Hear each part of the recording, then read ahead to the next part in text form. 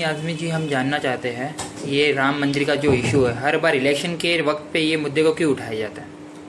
BJP और संघ परिवार के लोग इस देश के अंदर नफरत फैलाकर राजनीति करना चाहते हैं। राम के नाम पर ये लोग राजनीति कर रहे हैं। राम के नाम को राजनीति में इस्तेमाल करके एक बार अडवाणी जी ने जब निकाला रथ यात्रा तो इनको लगा कि इससे बहुत जज्बात भड़के और हमारी पार्टी जो है वो पार्टी जिसकी सिर्फ 2 सीटें थी वो बढ़कर आ गई। इसलिए ये लोग हमेशा जब इनके पास कोई मुद्दा नहीं होता है तो सीधा राम मंदिर के मुद्दे पाए जाते हैं और राम मंदिर के मुद्दे का नाम लेना ही कानूनन गुनाह है, क्योंकि जब केस चल रहा है कोर्ट के अंदर, अभी फैसला ही नहीं हुआ कि यहाँ पर मस्जिद बनेगी कि मंदिर बनेगी, तो इस तरह से बात कर रहे हैं। ये कंटेम्प्ट ऑफ कोर्ट है, मुल्क के कानून की खिलाफ वर्जी है। माफ़ी मांगना चाहिए बीजेपी वालों को, आरएसएस वालों को कि एक कई सौ साल पुरानी बनी हुई मस्जिद, इतने साल अंग्रेज़ों की हुकूमत रही, मुगलिया हुकूमत के बाद कोई इसको हाथ नहीं लगा सका, लेकिन जब ये देश आज़ाद हुआ तो इन्होंने मस्जिद को अपने कब्जे में ले लिया और 1992 में मस्जिद को डिमोलिश कर दिया। 1949 से इसका केस चल रहा है कोर्ट के अंदर। स्टेटस को रहना चाहिए मेंटेन।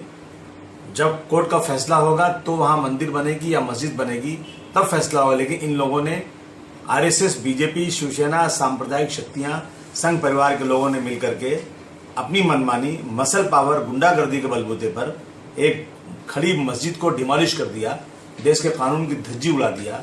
इनको माफ़ी मांगने के बजाय ये बार बार कहते हैं वहाँ मंदिर बनाएंगे। मुसलमान भी कह सकता है हम यहाँ मस्जिद बनाएंगे, क्योंकि उसकी मस्जिद थी।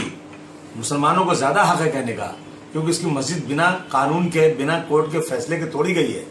आज मुसलमान ये डिमांड करता है कि अगर भारतवर्ष के अंदर कानून नाम की कोई चीज़ है, अगर इस देश में संविधान कोई चीज़ है, तो पहले मस्जिद बने वहाँ पर, उसके बाद केस चले और फिर फैसला हो कि हाँ मंदिर होगी कि मस्जिद होगी। अगर मंदिर होगी तो मस्जिद हटा के मंदिर बनाई जाएगी, अगर मस्जिद रहेगी तो ये मस्जिद वहाँ बरकरार रहेगी।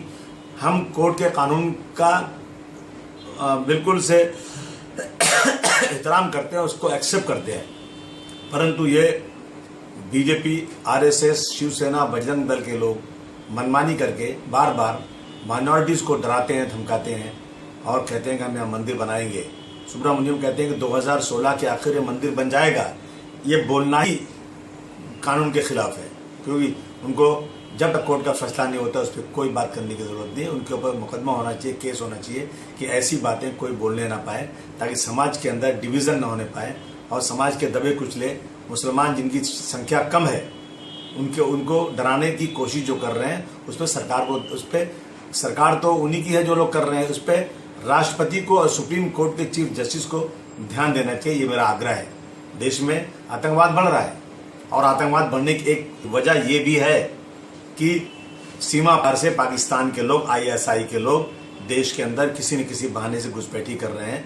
अगर इसी तरह से मुसलमानों के साथ हरकतें होंगी तो जज्बात भड़काएंगे। कोई न कोई लड़के, कोई न कोई लोग जब देखेंगे हमारी मस्जिद तोड़ी जा रही है और मंदिर बनाई जा रही है तो आईएसआई के करीब जा सकते हैं, ऐसा डर है। तो इस तरह की चीज़ें ना होने पाए, देश में हिंदू मुस्लिम साथ साथ रहें, मंदिर भी बने, मस्जिद भी बने, लेकिन कोई मंदिर या मस्जिद तोड़ के किसी की धर्म स्थल नहीं बने, ये समाजवादी पार्टी का मानना है। तो आपका बोलने का मतलब है अबू आसिम जी, जब तक का ये कोर्ट से फैसला नहीं होता राम मंदिर के ऊपर चर्चा करना भी सही है या गलत है? बिल्कुल नहीं। चर्चा करने का मतलब चर्चा वो लोग करें जो लोग सेकुलर लोग हैं। अगर उस पर कोई बहस करना है, सेकुलर बहस करें, लेकिन बीजेपी और आरएसएस अगर बहस करती है इसके ऊपर तो इसका मतलब सीधे का सीधा जो है ये इस मुद्दे को ला करके सिर्फ और सिर्फ पॉलिटिकल मुद्दा बना करके आपस में नफरत फैला करके, जज्बात भड़का करके वोटों की राजनीति करना चाहते हैं। बहुत बहुत शुक्रिया अबू आसिम जी, F3 न्यूज़ से बात करने के लिए। Thank you.